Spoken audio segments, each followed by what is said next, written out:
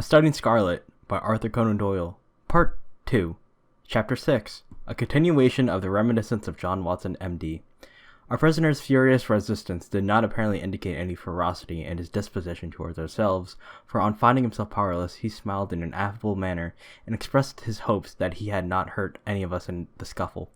"I guess you are going to take me to the police station," he remarked to Sherlock Holmes. "My cab's at the door. If you'll loose my legs, I'll walk down to it. I'm not so light to lift it as I used to be." Gregson and Lestrade exchanged glances as if they thought this proposition rather a bold one, but Holmes at once took the prisoner at his word and loosened the towel which we had bound round his ankles. He rose and stretched his legs as though to assure himself that they were free once more. I remember that I thought to myself as I eyed him that I had seldom seen a more powerfully built man. His dark sunburned face bore an expression of determination and energy which was formidable as his personal strength. "If there's a vacant place for a chief of the police, I reckon you are the man for it," he said, gazing with his undisguised admiration at my fellow lodger. "The way you kept on my trail was a caution." "You had better come with me," said Holmes to the two detectives. "I can drive you," said Lestrade. "Good, and Gregson can come inside with me. You too, Doctor. You have taken an interest in the case, and may as well stick to us." I assented gladly, and we descended together. Our prisoner made no attempt to escape, but stepped calmly into the cab, which had been his, and we followed him. Lestrade mounted the box, whipped up the horse, and brought us in a very short time to our destination. We were ushered into a small chamber where a police inspector noted down our prisoner's name and the names of the men with whose murder he had been charged. The official was a white-faced, unemotional man, who went through his duties in a dull, mechanical way. "The prisoner will be put forth the magistrates in the course of the week," he said. "In the meantime, Mr. Jefferson Hope, have you anything that you wish to say? I must warn you that your words will be taken down and may be used against you." "I've got a good deal to say," our prisoner said slowly. "I want to tell you gentlemen all about it." "Hadn't you better reserve that for your trial?" said the inspector. Asked the inspector. "I may never be tried," he answered. You needn't look startled. It isn't suicide I am thinking of." "Are you a doctor?" He turned his fierce dark eyes upon me as he asked this last question. "Yes, I am." "Then put your hand here," he said, with a smile, motioning with his manacled wrist toward his chest. I did so, and became at once conscious of an extraordinary throbbing and commotion which was going on inside. The walls of his chest seemed to thrill and quiver as a frail building would do inside when some powerful engine was at work. In the silence of the room I could hear a dull humming and buzzing noise which proceeded from the same source. "Why," I cried, "you are having an aortic aneurysm." That's what they call it," he said placidly. "I went to a doctor last week about it, and he told me that it is bound to burst before many days pass. It has been getting worse for years. I got it from overexposure and underfeeding among the Salt Lake Mountains. I've done my work now, and I don't care how soon I go, but I should like to leave some account of the business behind me. I don't want to be remembered as a common cutthroat." The inspector and the two detectives had a hurried discussion as to the advisability of allowing him to tell his story. "Do you consider, Doctor, that there is an immediate danger?" the former asked. "Most certainly there is. In that case, it is clearly our duty in the interest of justice to take his statement," said the inspector. "You are at liberty, sir, to give your account, which I again warn you will be taken down." "I'll sit down, with your leave," the prisoner said, suiting the action to the word. "This aneurysm of mine makes me easily tired, and the tussle we have had half an hour ago has not mended matters. I'm on the brink of the grave, and I am not likely to lie to you. Every word I say is the absolute truth, and how you use it is a matter of no consequence to me." With these words, Jefferson Hope leaned back in his chair and began the following remarkable statement. He spoke in a calm and methodical manner, as though the events which he narrated were commonplace enough. I can vouch for the accuracy of the subjoined account, for I have had access to Lestrade's notebook, in which the prisoner's words were taken down exactly as they were uttered. It don't much matter to you why I hated these men," he said. "It's enough that they were guilty of the death of two human beings, a father and a daughter, and that they had there forfeited their own lives. After the lapse of time that has passed since their crime, it was impossible for me to secure a conviction against them in any court. I knew of their guilt, though. and I determined that I should be judge, jury, and executioner all rolled into one. You'd have done the same if you have any manhood in you, if you had been in my place. That girl I spoke of was to have married me 20 years ago. She was forced into marrying that same driver, and broke her heart over it. I took the marriage ring from her dead finger, and I vowed that his dying eyes should rest upon that very ring, and that his last thoughts should be of the crime for which he was punished. I have carried it about with me, and have followed him and his accomplice over 2 continents until I caught them. They thought to tire me out, but they could not do it. If I died tomorrow, as is likely enough, I die knowing that my work in this world is done, and well done. They have perished, and both by my hand. There's nothing left for me to hope, or to desire. They were rich and I was poor, so that it was no easy matter for me to follow them. When I got to London, my pocket was about empty, and I found that I must turn my hand to something for my living. Driving and riding are as natural to me as walking. So I applied to a cab owner's office, and soon got employment. I was to bring a certain sum a week to the owner, and whatever was over that I might keep for myself. There was seldom much over, but I managed to scrape along somehow. The hardest job was to learn my way about, for I reckon that of all the mazes that were ever contrived, the city is the most confusing. I had a map beside me, though, and when once I had spotted the principal hotels and stations, I got on pretty well. It was some time before I found out where my 2 gentlemen were living, but I inquired and inquired until, at last, I dropped across them. They were at a boarding house at Camberwell, over on the other side of the river. When once I found them out, I knew that I had them at my mercy. I had grown my beard, and there was no chance of their recognizing me. I would dog them and follow them until I saw my opportunity. I was determined that they should not escape me again. They were very near doing it for all that. Go where they would about London, I was always at their heels. Sometimes I followed them on my cab, and sometimes on foot.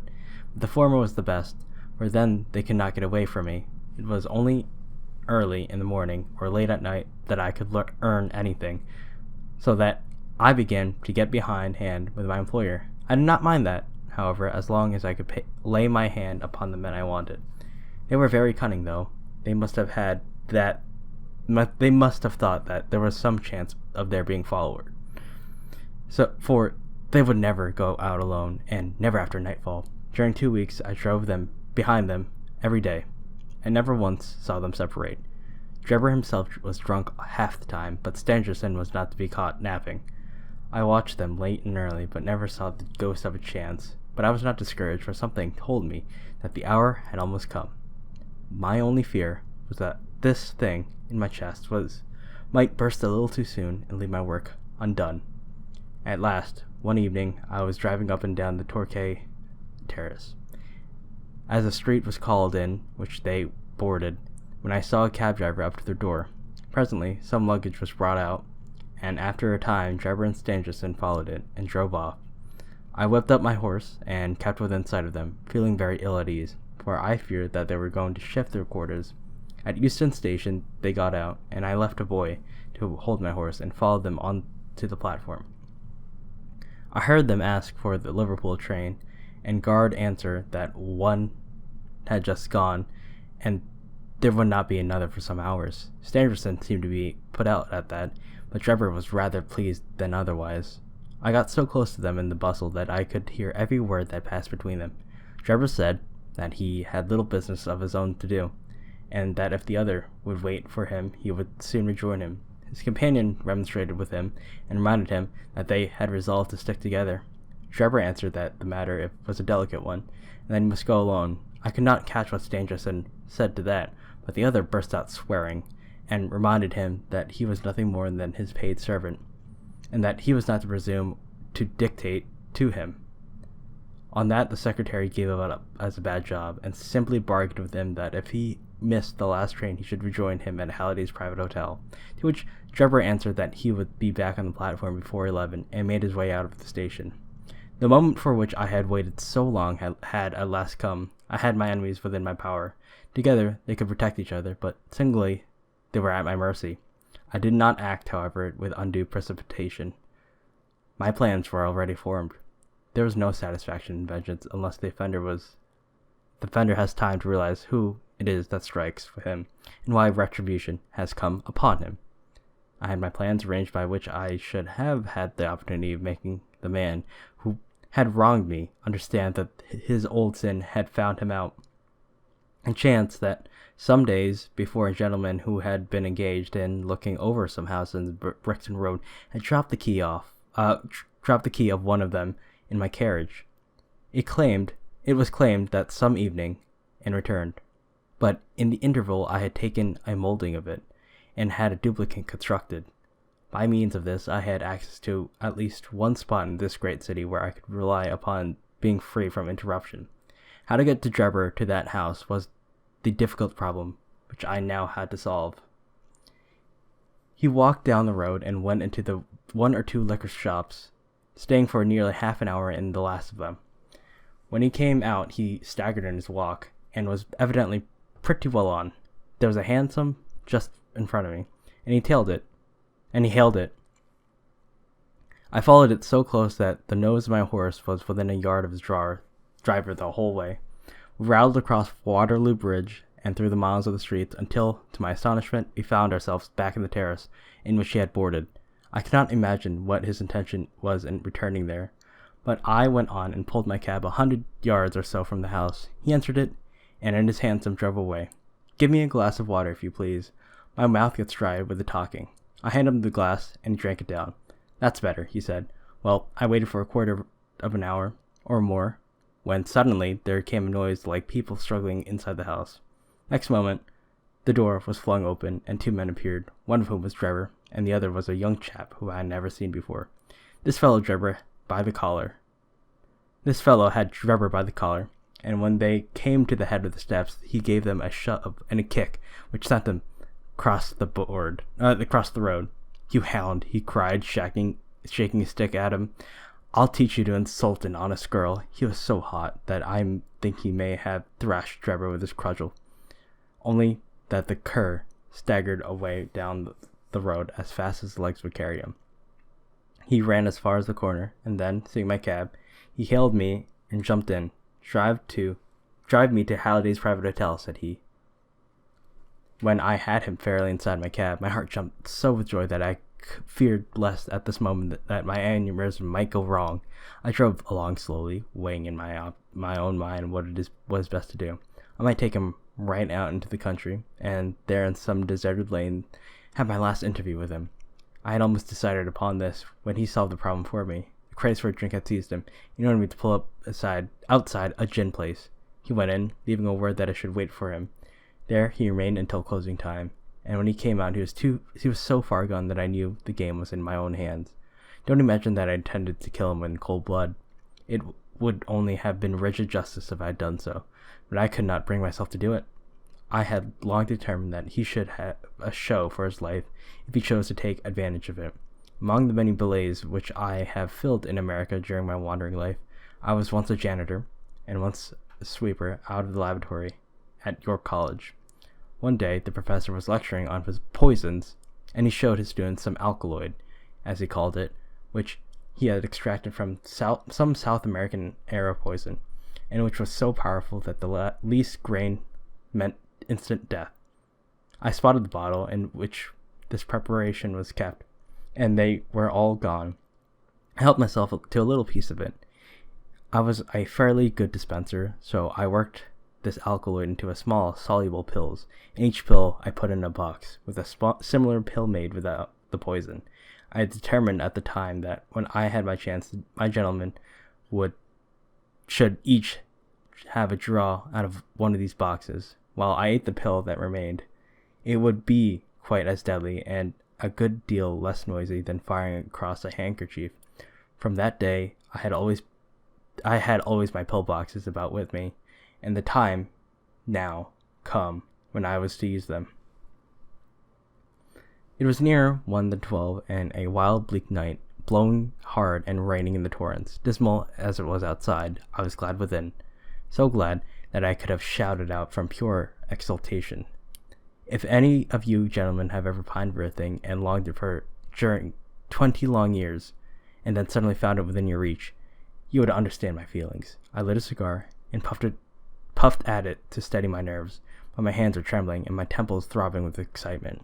As I drove, I could see old John Ferry and sweet Lucy looking at me out of the darkness and smiling at me, just as plain as I see you all in this room.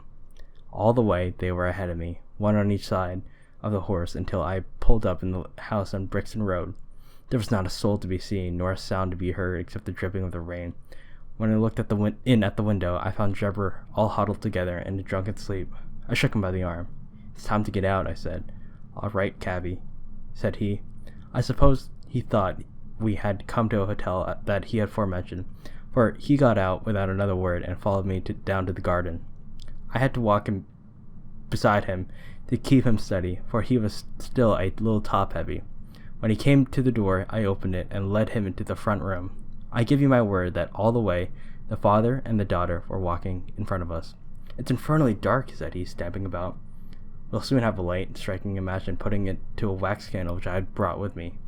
"Now, Enoch Trevor," I continued, turning to him and the light to my own face, "who am I?"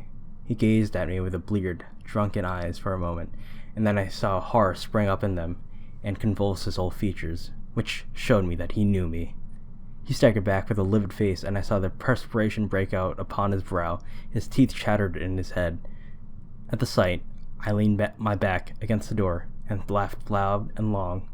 I had always known that the vengeance would be sweet, but I had never hoped for the contentment of soul which now possessed me. "You dog," I said, "I have hunted you from Salt Lake City to St. Petersburg, and you have always escaped me. Now, at last, your wanderings have come to an end, for either you or I shall never see tomorrow's sunrise." He shrunk, and still further away as I spoke, and I could see his face that he thought I was mad. So I was for the time. The pulses in my temples beat like sledgehammers, and I believe I would have had a fit of some sort if the blood had not gushed from my nose and relieved me. "What do you think of Lucy Ferrier now?" I cried, locking the door and shaking the keen in his face. "Punishment has always been slow in coming, but it has overtaken you at last." I saw his coward lips tremble as I spoke. He would have begged for his life, but he knew how well that it was useless. "Would you murder me?" he stammered. "There is no murder," I answered. "Who talks of murdering a mad dog? What mercy had you upon my poor darling when you dragged her from her slaughtered father and bore her away to your cursed and shameless harem?" "It was not I who killed your father," he cried, "but it was you who broke her innocent heart," I shrieked, thrusting the box before him. "Let the high God judge between us. Choose and eat. There is death in one life and life in the other. I shall take what you leave. Let us see if there is justice upon the earth, or if we are ruled by chance." He cowered away with wild cries and prayers for mercy, but I drew my knife and held it to his throat until he obeyed me. Then I swallowed the other, and we stood facing one another in silence for a minute or more, waiting to see which was to live and which was to die. Shall I ever forget the look which came over his face when the first warning pangs told him that the poison was in his system? I laughed as I saw it and held Lucy's marriage ring in front of his eyes. It was but for a moment, for the action of the alkaloid is rapid. A spasm of pain contorted his features. He threw his hands out in front of him, staggered, and then, with a hoarse cry, fell heavily upon the floor. I turned him over with my foot and placed my hand upon his heart. There was no movement. He was dead. The blood had been streaming from my nose, but I had taken no notice of it. I don't know what it was that put me into my head to write upon the wall with it. Perhaps it was some mischievous idea of setting the police upon a wrong track, for I felt light-hearted and cheerful. I remembered a German word being found in New York with Rotch written up above him, and it was argued at the time in the newspapers that the secret societies must have done it. I guessed that what puzzled the New Yorkers would puzzle the Londoners. So I dipped my finger in my own blood and printed it on a convenient place on the wall. Then I walked down to my cab and found that there was nobody about, and that the night was still very wild. I had driven some distance when I put my hand into my pocket, in which I usually kept Lucy's ring, and found that it was not there. I was thunderstruck at this, for it was the only memento I had of her. Thinking that I might have dropped it when I stooped over Trevor's body, I drove back, and leaving my cabin in a side street, I went boldly up to the house, for I was ready to dare anything rather than lose the ring. When I arrived there, I walked right into the arms of a police officer who was coming out, and only managed to disarm his suspicions by pretending to be hopelessly drunk. That was how Enoch Trevor came to his end. All I had to do then was to do as much for Stangerson, and so pay off John Ferry's debt. I knew that he was staying at Halliday's private hotel, and I hung about all day, but he never came out. Fancy that he suspected something when Trevor failed to put it in an appearance. He was cunning, was Stangerson, on his guard. If he could keep me off by staying indoors, he was very much mistaken. I soon found out which was the window of his bedroom, and early next morning I took advantage of some ladders which were lying in the lane behind the hotel, and so made my way into his room in the grey of the dawn. I woke him up and told him that the hour had come when he was to answer for the life he had taken so long before. I described Trevor's death to him, and gave him the same choice of the poison pill. Instead of grasping at the chance of safety which offered him, he sprang from his bed and flew at my throat. In self-defense, I stabbed him to the heart. It would have been the same in any case, for Providence would never have allowed his guilty hand to pick out anything but the poison. I have little more to say, and it's all for I'm about done up. I went on cabbing for a day or so, intending to keep it until I could save enough money to take me back to America. I was standing in the yard when a ragged youngster asked if there was a cabbie there called Jefferson Hope, and said that his cab was wanted by a gentleman at 221B Baker Street. I went round, suspecting no harm, and the next thing I knew, this young man here had the bracelets on my wrists, and as neatly snackled as I have ever saw in my life. That's the whole of my story, gentlemen. You may consider me to be a murderer, but I hold that I am just as much an officer of justice as you are. So thrilling the man's narrative had been, and his manner was so impressive that we had sat in silent and absorbed. Even the professional detectives, blasé as they were in every detail of the crime, appeared to be keenly interested in the man's story. When he finished, we sat for some time in a stillness which was only broken by the scratching of Lestrade's pencil as he gave the finishing touches to the shorthand account. There is only one point on which I would like a little more information, Sherlock Holmes said at last. Who was your accomplice who came for the ring which I advertised? The prisoner winked at my friend jocosely. I can tell my own secrets, he said, but I don't get other people into trouble. I saw your advertisement, and I thought it might be a plant, or it might be the ring which I wanted. My friend volunteered to go and see. I think you'll own he did it smartly. No dread of that, said Holmes heartily. Now, gentlemen, the inspector remarked gravely, the forms of the law must be complied with. On Thursday, the prisoner will be brought before the magistrates, and your attendance will be required. Until then, I will be responsible for him. He rang the bell as he spoke, and Jefferson Hope was led off by a couple of warders, while my friend and I made our way out of the station and took a cab back to Baker Street.